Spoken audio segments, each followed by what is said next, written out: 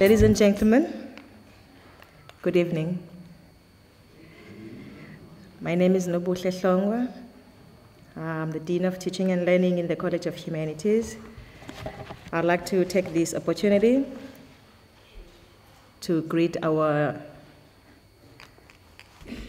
DVC and Head of Humanities College, Professor Sherid Potgieter, and also greet our guest this evening, Professor Gordon from University of Qantas, that is Stores, who is our guest this evening. This evening lecture is co-hosted by the Center for Critical Research on Race and Identity, and I also want to welcome and greet Prof as well. Yes, who was actually the co-host. I would like to welcome Professor Sherid Potgieter, who is actually going to do the welcome and do some opening remarks. Good evening and welcome to our third public lecture in our series on transformation and the academy. And I'm beginning to feel that this is sort of an institution that Thursday or Wednesday at 5:30, people are actually writing to us or early in the week and asking, are you having a public lecture this week on Thursday? So you know I have been standing here for the last 3 or 4 lectures, including the one that was done by Laconia, which is our public lecture series that is delivered by a postgraduate student in the college, and saying to you that, and I'm saying to you because I recognize people that I've seen here previously, that the intention was or is to have a vibrant College of Humanities, but also importantly a space where people engage critically about important issues in higher education and obviously in society, but also that it happens after 3 or 4 o'clock. When I joined UKZN or the College of Humanities, I noticed that 3, 4, 4:30, the place over here looks like let me not say a graveyard, because I believe graveyards in South Africa at particular times can be quite busy places. But it looks like there are no people working or occupying the campus. And I am happy to say that these lectures will continue. We probably would have this is probably our last for the year, and we will next year, we will have a calendar of events because this was our trial run, and we will continue the public lecture series and also the public lecture series which takes into account that's just a voice for students. I'd also like to take this opportunity to thank the SRC for acknowledging the public lecture series in their meetings that they've had yesterday, and also for being willing, if they can, to be here this evening. Now, I have not forgotten to acknowledge, and I'm delighted that we have Professor Lewis Gordon here with us this evening, and I am convinced that many of you walked past Professor Gordon as you came in, because I'm not sure who you are expecting, but there's a professor sitting in front of us that I think challenges many of your notions of how a professor looks or dresses.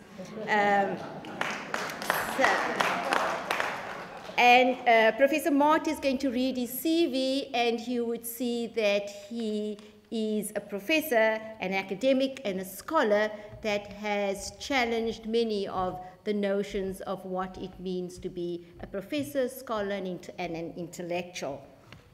I would also like to acknowledge Professor Rosina Mart, who many of you know, or most of you know here, and her Center for Critical Research on Race and Identity is co-hosting it over here this evening. And I would also take this opportunity to recognize and acknowledge the academic leader for research in the School of Religion, Philosophy and Classics, Professor Khumalo. I'd also like to acknowledge Professor Paula Zulu, who co-hosted the previous lecture with us, or for us, who's in the front row over here. I'd like to acknowledge students, alumni, deans, academics, friends to this series, to this lecture this evening. And I am going to, I believe, also have to say the vote of thanks. So some of the comments that I would have made now, I'll reserve it for after the lecture. I thank you, and I would also like to thank Professor Nabushli Shlongwa, who has willingly decided to agree to direct the program. I would also like to acknowledge that Professor McCracken, our Acting Dean for Research, and Professor Gregory Kamwendo, the Dean and Head of School of Education, who have been crucial and supporters of this program, could not make it this evening because they are both out of the city of Durban. I thank you.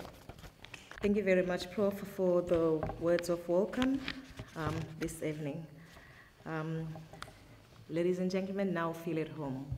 You've now been welcomed by our head, and I hope you will enjoy the lecture this evening. I would now like to request Professor Rosina to come and introduce our guest speaker this evening. Rosina knows our guest speaker for quite a long time. I hope she won't bore you with the CV of which we have actually looked at.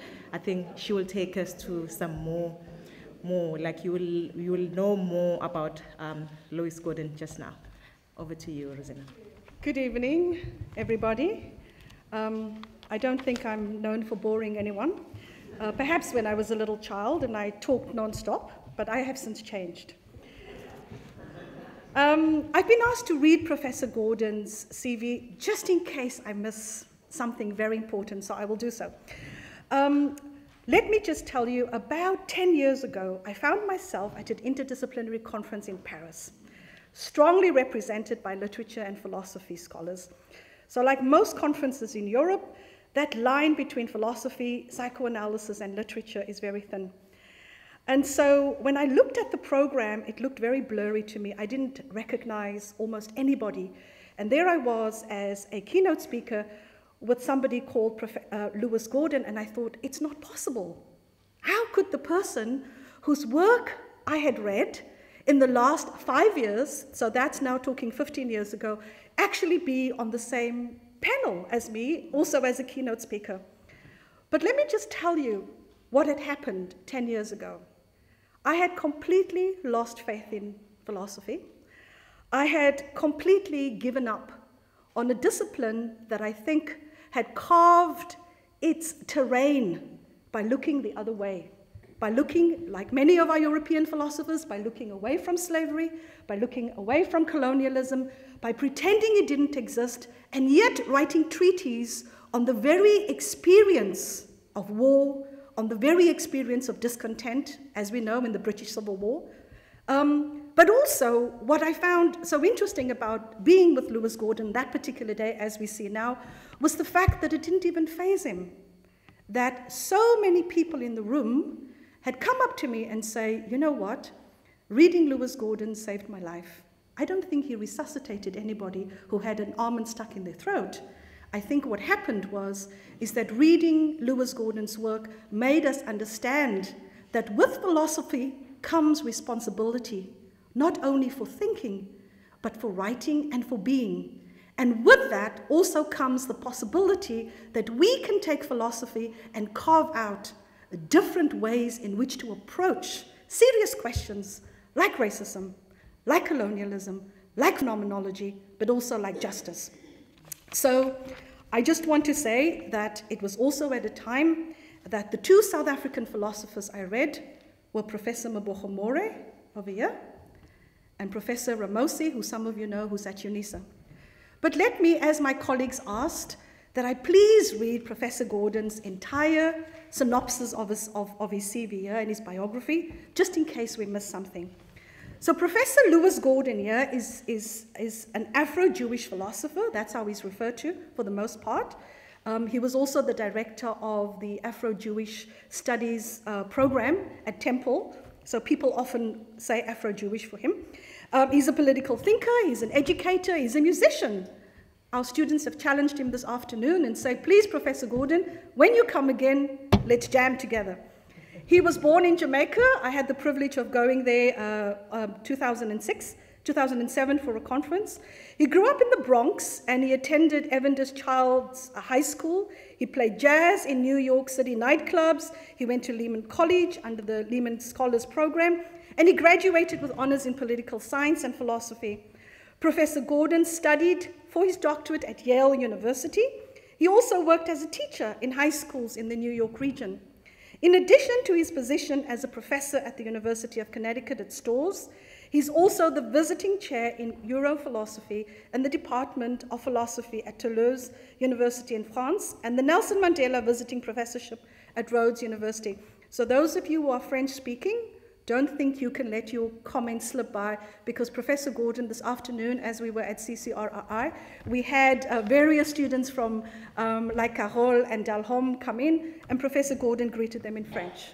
So, Professor Gordon's research in philosophy is in Africana philosophy, philosophy of existence, phenomenology, social and political philosophy, and philosophy of science. His philosophy and social theory have been the subjects of many studies in a variety of disciplines. While he has written on problems of method and disciplinary formation in the human sciences, including decadence, Professor Gordon has more recently devoted attention to problems in philosophy of physics, especially through a series of ongoing discussions and research projects with Stephen Alexander, who teaches physics at Dartmouth College. Professor Gordon has written, I think, more than 6 books now, and co-authored several. He's also the author of more than 200 journal articles. In addition to theories of social transformation, decolonization, and liberation, Professor Gordon's research in social and political philosophy also addresses problems of justice and its normative scope. In his lecture for Humanities, he will focus on the relationship between philosophy and education and examine the core elements of transformation and the plight towards justice within higher education. Let me tell Professor Gordon, because he does not know this, that I'm working with several scholars in philosophy, one in particular, to put together a Lewis Gordon reader. My students said it is very difficult to go through 200 articles and not know that there's a Lewis Gordon reader. So tonight you are witness to a historical event, and that event is the notification that a Lewis Gordon reader is on its way. So we welcome Professor Gordon. He's been to the beach for a very small time this afternoon, and we hope that he comes again, that next time he comes, he can jam with some of our students. He can come to all of the events we offer here, drama, theater, and he can also spend a little bit more time here with us so we can show him the full extent of our hospitality. Thank you very much, and welcome. First, it's true that I don't behave like many other professors do. So one of them is I don't speak with my shoes on. And you may have seen commentary on that. There are many ways to interpret it. When you're speaking, you establish a sacred space. Truth is sacred. And so you do whatever ritual you have of respect to acknowledge that. The second thing I'd like to say is good evening, and you see part of the Jamaican element here, so I say also, how you keeping? Rosina! I love to say Rosina's name the way our good friend Jean-Paul Rocky, the fellow who introduced us in Paris, said it. Although it's Rosina Mart, he says Rosina. Thank you, Rosina, for introducing not a resume, but a human being. You know, a lot of people, when I introduce people, that's what I pay attention to as well. And it connects to a lot of the things I talk about. You'll see how it'll connect to the talk at hand, because these are, well, let's just say we live in misanthropic times. The other thing that we should bear in mind is, I should let you all know that I'm one of those people who, people thought I was old a long time ago. And so in the 90s, because a lot of people were reading me, they would invite this man they thought was about to retire to come and speak. And so I've been old for about 35 years now, because I was a very young professor. And in the 90s, they wanted to do a Lewis Gordon reader, and I had insisted against it. I said, because I'm a baby. And in addition to that, I said, hey, you know, so, but the thing is, it's now 3 decades of thought. And I no longer protest that, so that was a really, really extraordinary welcome surprise. But one of the reasons why I'm very happy about it. See, in other contexts, if they were announcing it in the United States, I would still say no. It's because it's in South Africa. You see what I'm saying? Because Rosina heard me speak earlier that it's not only that we should value each other, but you know, one of the things that people in the global South, and especially black people in the global South, haven't learned, and we need to learn it, is not only to value each other, but to value being valued by each other. You see, it's more important to me to be valued here. And there are other contexts where I take that seriously, because in Romania, they're doing something like that. And Eastern Europeans, well, you know, they didn't exactly get the best haul. And so the idea that they too are thinking they would like to do that. And in the Francophone world, so it's a very unusual period, because there'll be these very different readers in different languages. And that's because there are these surprises. At Rhodes, for instance, they have the Thinking Africa website. And you know, one of the funniest things that some of you may not know, there are many ways we are read. But the most downloads of Lewis Gordon on the internet come from Russia. Now, it's very interesting, isn't it? I mean, there's a lot in the United States, a lot in the Caribbean, a lot across the continent of Africa, a lot across Asia.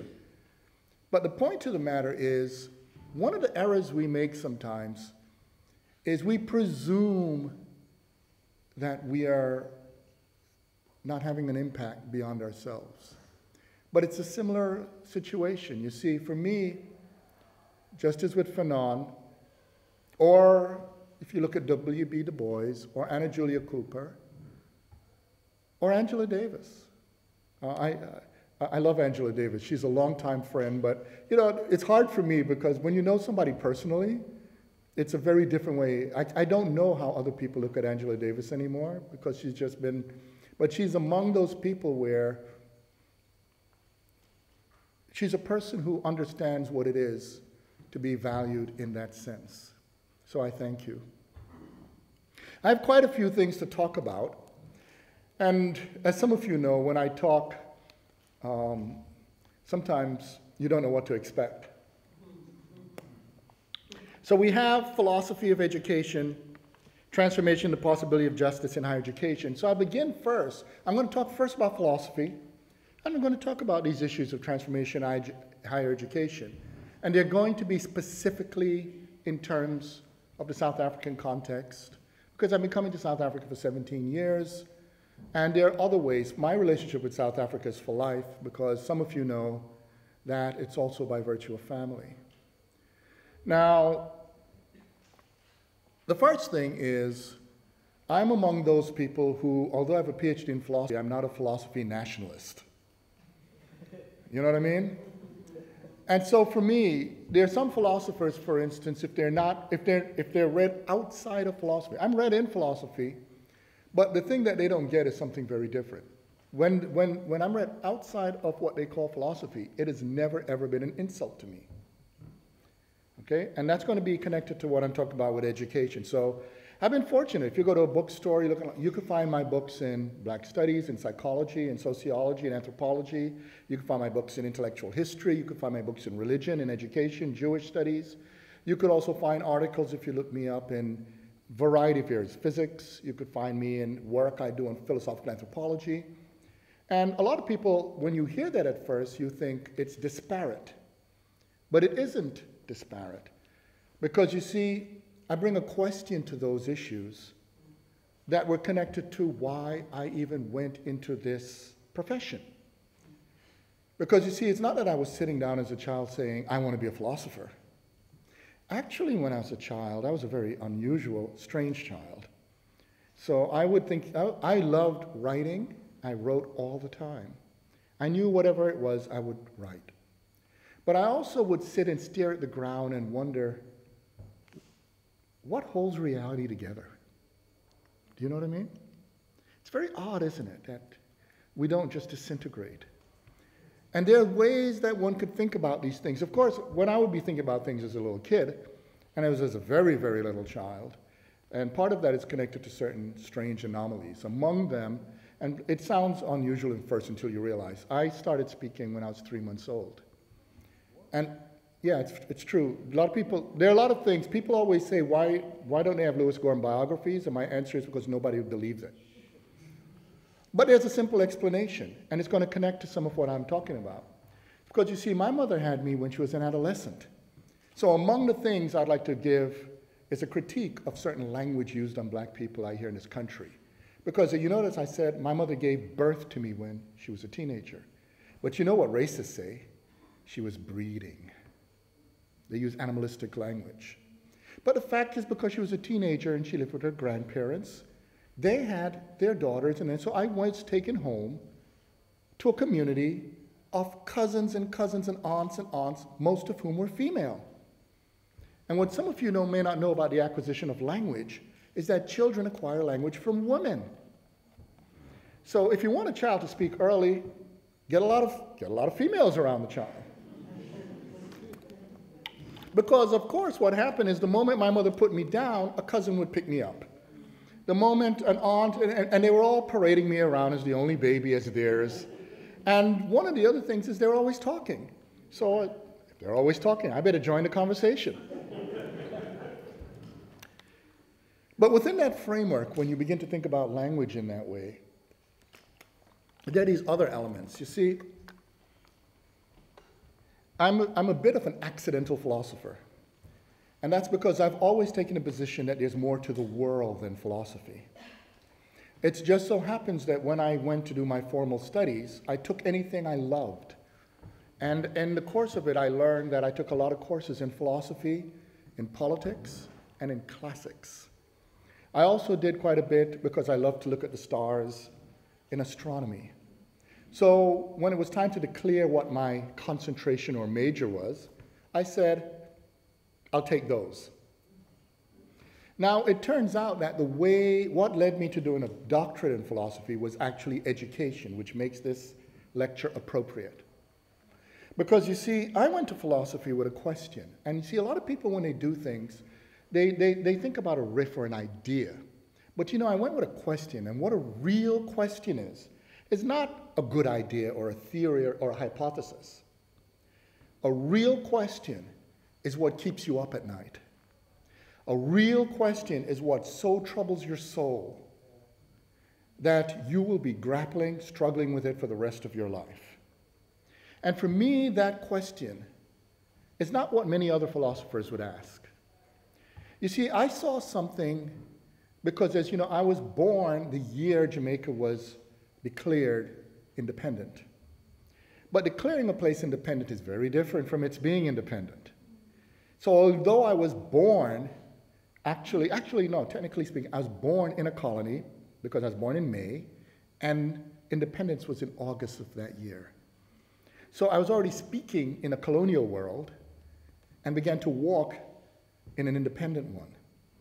But it meant I got to witness what the so-called independence was. And you know what it was? It was just what a post-colony is. A post-colony has the word post before it precisely because post just means it's ashamed of being a colony. It's like post-racialism or post-racism. Post-racism or post-racial, it's just racism continued. It's just now it says it's ashamed of itself. So it meant that I got to see what a colonial world was. And one of the things I've learned is that you don't get rid of colonialism overnight. So within that framework then, the issues that I came to philosophy was something that's going to be the subtext of this lecture. And it was a very straightforward question. Everybody in this room is a human being. Yet you all know this. When human beings are not treated like human beings, we deteriorate. When we're treated like human beings, when our humanity is respected, when our dignity is established, we grow. Why, if you know you're a human being, does that make a difference how people treat you? And so the question of human potential is what actually got me to philosophy. But when I went to philosophy, one of the difficulties when you say philosophy is you discover that philosophy is not always philosophy. Because you see, there's a world that is diverted from the historical and the cognitive and the normative mission of philosophy. Because you see, philosophy properly understood requires a profound level of courage. In fact, the word even philosophy brings together two worlds. Philia, which is translated as love, but it's not love. I mean, that would be kind of weird, right? What's going on? Oh, I'm so in love. With what? Wisdom. It doesn't quite work. However, the word that's translated as wisdom, Sophia, what many of you may not know, did not have its origin in Europe. It didn't have its origin in the Greek world. It doesn't at all. Its etymological roots, and the moment I tell you, a lot of you will see it. Its etymological roots are in East Africa, Northeast Africa, because Sophia is obviously related to the word sapphire or saphia. Ah, you know that word. And it means the same thing. And that is because, you see, one of the things you have to understand is in the world in which philosophy, the bridging together of Philia and Sophia, that world was a world in which if you were to look at the maps from that world, you'd have to turn them upside down. Because that was a world in which people looked up to Africa, not down. Most maps, all of them, Africa was up. That's why in Kemet, known as through the Greek word Egypt, if you look at it, upper Kemet is south. Lower Kemet is north. And that's something very important because you see that's your first, at least the introduction in this lecture to the concept we call the geography of reason. You see? Because you see, some of us think geography in map terms, but what geography is also the very organization of how you look at normative life. And within that framework, we can think about philosophy in that framework. And if you look, there's a contradiction in how philosophy is in the academy today. And it's important to look at that contradiction because it connects into the question of philosophy of education. Because philosophy in the academy today has had the courage dragged out of its innards by the Cold War and the subsequent efforts of neoliberal capitalism. Because what it does is to try to take away the very idea that philosophy should have its heritage of a way of thinking that stands up against oppression, injustice, and negative systems. It's funny, isn't it? We study a lot of great philosophers, but you know what we don't learn about a lot of great philosophers is a lot of great philosophers had a bad habit of getting in prison. Yeah. A lot of great philosophers, including, for instance, Hypatia, right? An ancient woman philosopher, stood up for what she believed so much that she was tarred and the skin stripped from her body by seashells. Philosophers are people who would face death